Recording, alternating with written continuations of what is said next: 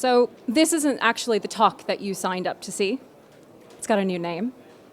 So in the course of the research that I was doing for this project about office culture and social attitudes, it became really clear to me that what I was going to speak about was a bunch of fluff.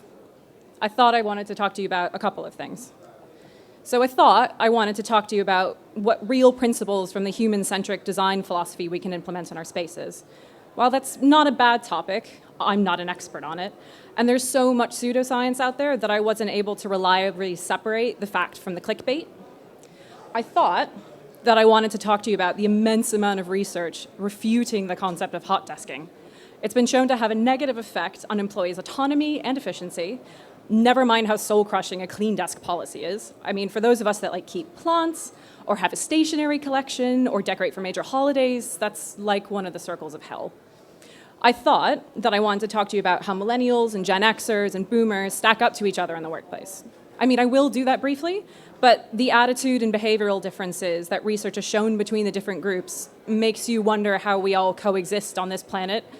It's a whole talk for a whole other time. So what am I actually going to talk about if it's not any of the above? I want to talk about the thing that no one wants to talk about, mental health, and how much of an impact it has on everyone. I want to let everyone in the audience know that 1 in 3 of all people working in the UK right now have or have had a mental health issue. I want you to know that I don't want that silence to exist anymore. I want all of those people to know that they're not alone. So that's 1 in 3 of us. And I could do that, look to your left, look to your right. But I'll do it myself. I am one of those 3 people. I've struggled with mental health my entire life, and talking to people about it has never been easy. So that's why I need to talk to you about mental health in the workplace, not all that other stuff. Because that place, you will spend 35% of your waking life there. So because colleagues of yours and friends of yours and family of yours all deserve to not be afraid of telling their truth, they deserve to get the help that they need. So I want to talk to you about what you and everyone that you know, mental health issues or none, about what you can do to take away the stigma. I want that person or people that you know that cannot get or sustain employment because of mental health issues to find a support network. So let's back up a minute and talk about something that we're all comfortable talking about. Design, yay. So how many of you have worked on or seen pictures of these ridiculously lush office spaces that are nicer than any hotel that we've probably ever been in? You know, the ones that have climbing walls and cinemas and 5-star dining offerings and nap rooms and beauty salons. I mean, it's meant to be every millennial's dream, right? Because where else would you go to eat and sleep and pamper yourself other than your office? So all these niceties seem to miss the mark, though, or maybe I didn't spend enough time in beanbag chairs as a kid. Can't figure that out. So who perpetuated the idea that these posh accommodations at the office were really the right way to make employees happy, focused, and productive? Much to my chagrin, it does look like there's actually a dollar figure to what benefits employers see when they invest in those extras. So in the study, Mental Health Interventions in the Workplace and Work Outcomes, a best evidence synthesis of systematic evidence, Wagner and his colleagues found that there's actually an average return of £4.20 for every £1 spent. Other independent studies have found that this is closer to 10 to 1. So the chart there comes from the REBA Employee Wellbeing Research from 2019. This shows the annual expenditure on wellbeing initiatives per employee. Imagine that your employer has the ability to spend over £100 just on your mental health, with the intent that it'll increase your productivity 4-fold. Why wouldn't they if they could? But there's an inherent flaw in all this. Studies like this are framing the idea of mental health in a way that analyzes money lost and gained. While I recognize that there have been numerous studies conducted suggesting that employee well-being requires more quantifiable data, there wasn't a single bit of research that I came across that measured things like personal satisfaction levels or happiness. It's inherently troubling that money is more readily quantified over happiness. So let's remember the 1 in 3 as we look at these figures. It's no wonder that we don't want to be labeled as a person with ill mental health. Ooh, that is the slide I meant to be on. So it's no wonder we don't want to be labeled as a person with ill mental health. We look like financial burdens. We look like a cost, not like a human. Let's also make sure that we take into account the burden that working has on our mental health. All of our experiences shape our mental and physical health. We can't pretend that work sits in its own box, separate to the rest of our lives, as much as we might wish it could. Plainly put, work stresses most of us out and only compounds our existing state of well-being. So 61% of employees have experienced a mental health issue due to work or where work was a related factor. 64% of managers feel that they've had to put organizational interests ahead of their well-being of the team. I'd encourage you again to think about your colleagues and your family who are in work and your friends that have difficulty finding and retaining employment. Why would you want to keep a job that you know is going to make you more stressed out in an environment that you are in so much?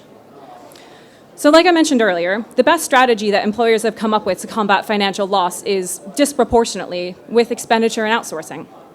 The most common mental health initiatives that employees offer are private insurance with access to external counseling, sick pay schemes, cycle to work, and discounted gym memberships.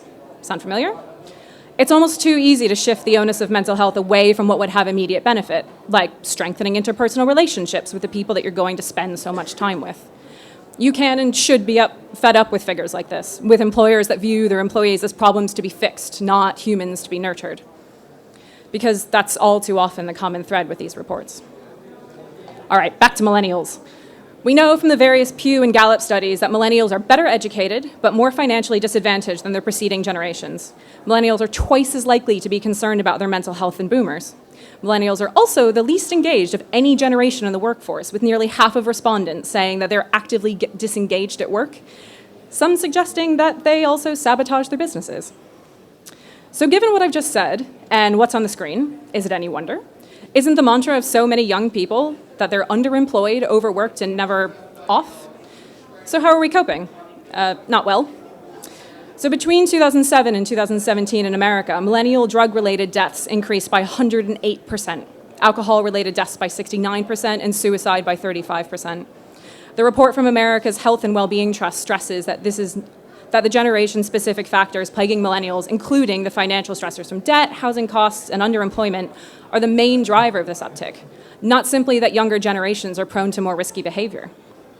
So I'd like to draw your attention to that top set of bars on the chart, as it might not be totally clear what it indicates.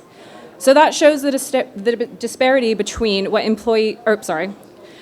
shows the disparity between what inevitably boomer Fortune 500 members or board members and their inevitably millennial employees view as one of their biggest anxieties. It's alarming to say the least.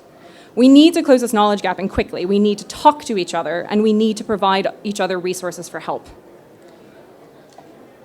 So now that we know what the stakes are, let's talk about what we can do about it.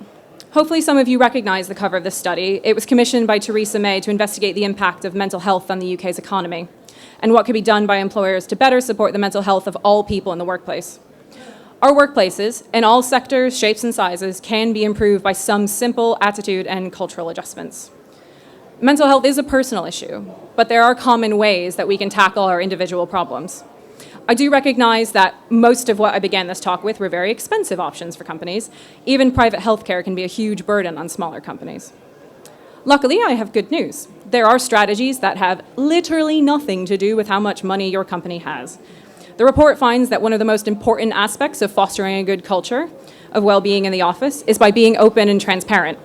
Doesn't cost a thing, unlike the yoga teacher or the masseuse that we have been brainwashed into thinking can save us from ourselves.